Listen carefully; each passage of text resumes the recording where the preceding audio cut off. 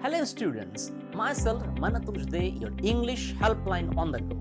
Today I shall discuss a poem from First Flight of Standard 10. The poem under discussion today is Dust of Snow, written by Robert Frost. So let's begin.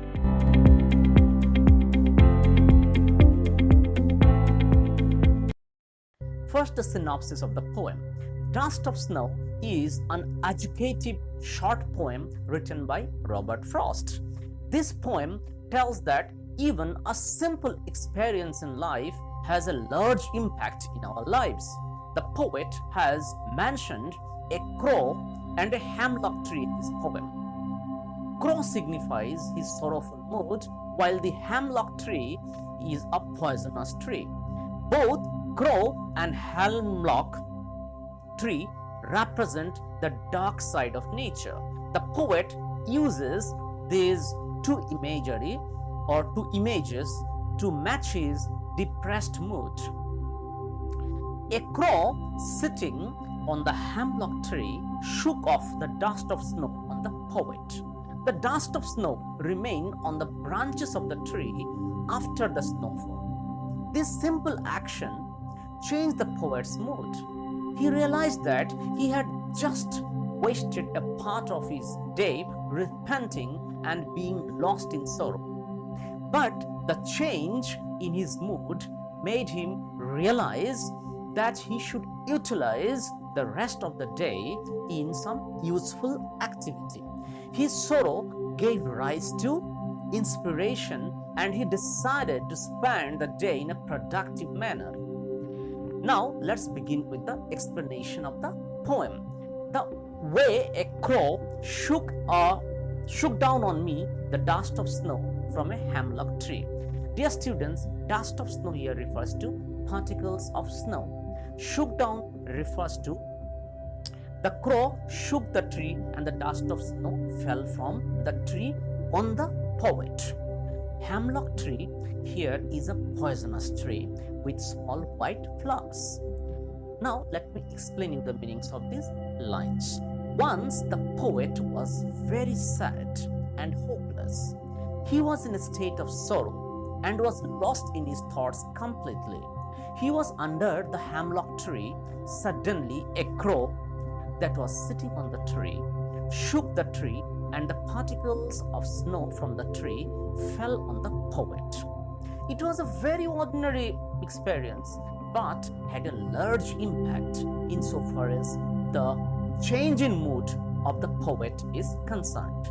Now let's move on to next few lines, that is lines 5th to 8th. Has given my heart a change of mood and saved some part of a day I had rued.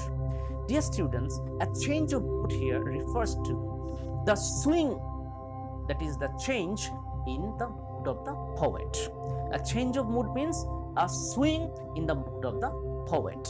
Rued means regretted. Now let me explain you the meanings of these lines.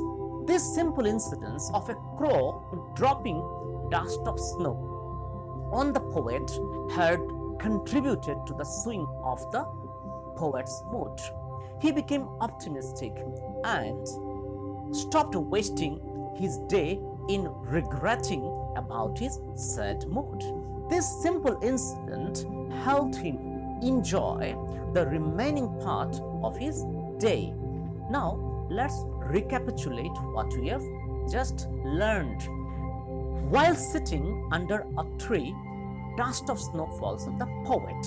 This seemingly upsetting incident changed the mood of the poet. He realized that he had just wasted a part of his day repenting. Rather, he could have utilized the same in doing some productive activity. Underlying message for us in our hectic schedule is that we should have a positive outlook even towards simple acts, because they can lead to the learning of greater lessons of enjoying life. The poem expresses the significance of small things in changing one's mood. The poem reiterates that little things in life can make huge changes in our future. If we take the hard times of our life in stride, eventually something will happen to change our situation into happier times.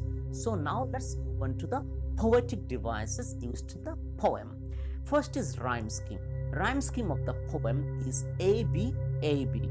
Next literary device or the poetic device used is symbolism. Hemlock tree and crow. Both these two words represent the darker aspect of nature. Next is alliteration. Repetition of the consonant sounds in successive or near successive words is called alliteration. In this poem, we have examples of alliteration in lines like has given my heart, the repetition of the word H in has and heart, that is alliteration. One more example is and saved some part. Saved some part, the repetition of the consonant S in successive words.